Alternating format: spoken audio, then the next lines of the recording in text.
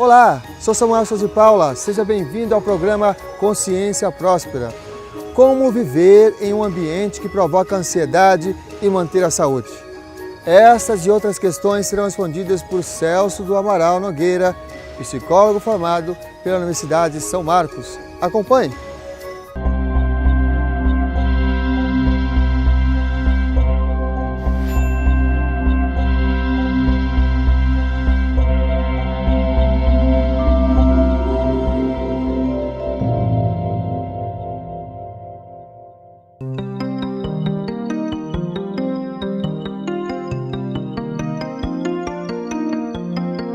Os principais que eu percebo que fazem muito efeito hoje em dia são os do espectro da ansiedade, né? Nós vivemos numa sociedade muito ansiosa. Então, muitas vezes parece que é um símbolo, parece que é um sinal de desenvolvimento, parece que é um sinal até de prosperidade. Algumas pessoas que dizem são adiantadas no processo e tem aquela coisa, tudo muito rápido acontecendo. Esse é um dos sintomas bem atuais, mais provocadores, causadores de estresse.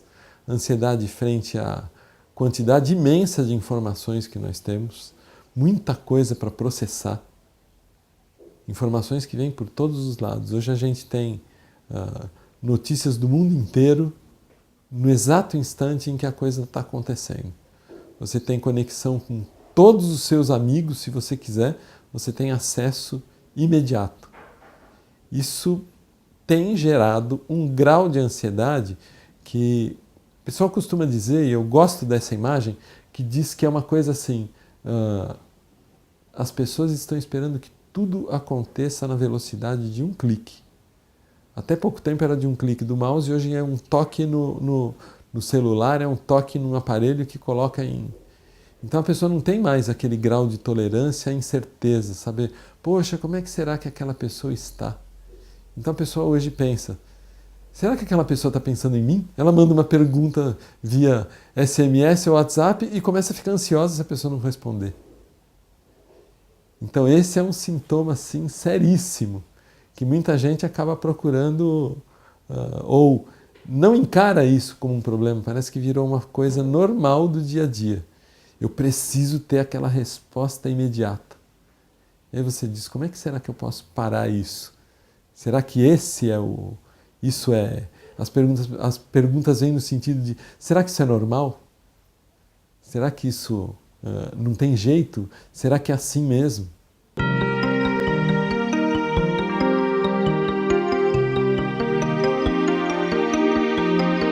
Como viver nesse ambiente que provoca ansiedade e, de alguma maneira,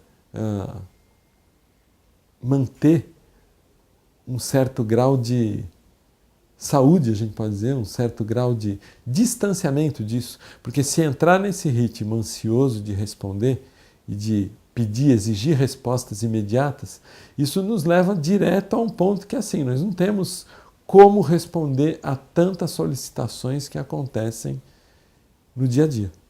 Nós temos muito mais questões que a gente gostaria de aprender e nós não vamos ter tempo de aprender tudo. Como também tem muitas perguntas que nos são feitas que nós não vamos responder a todas.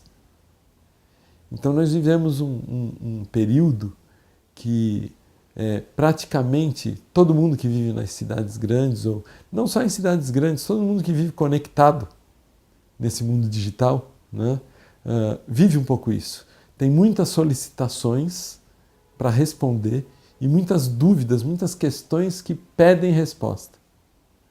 Como que a gente pode lidar com isso?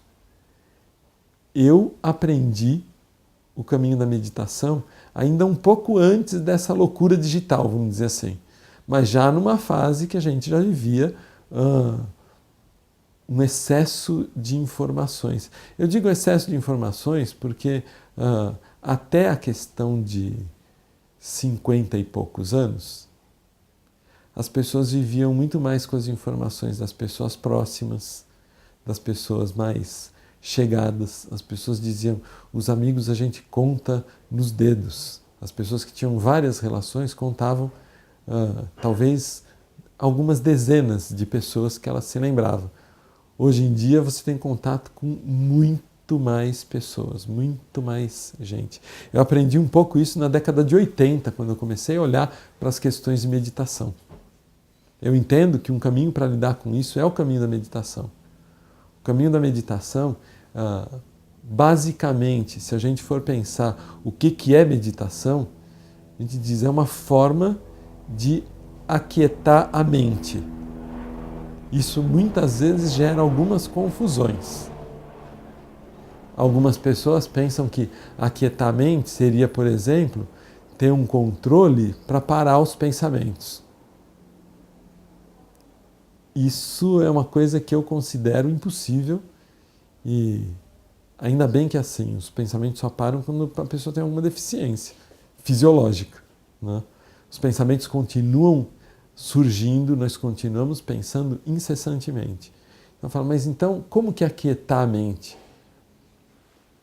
De alguma maneira, quando nós aprendemos algumas técnicas de meditação, uma coisa que é comum a todas elas é que a gente consiga encarar os pensamentos ou perceber os pensamentos, mas não ficar dialogando com eles. Então, de alguma maneira, você aprender, se treinar a observar os pensamentos e não se deixar levar por eles.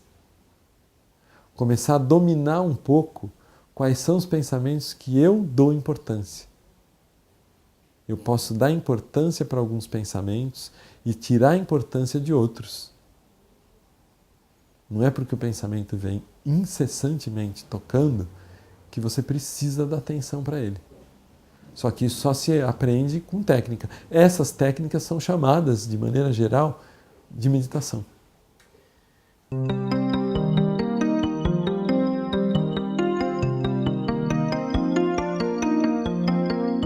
Porque, de alguma maneira, você percebendo como funciona o seu mecanismo de pensar e de dar importância, você começa a poder exercer um certo domínio sobre isso. Nós não temos o menor controle sobre a quantidade de informações que nos chegam.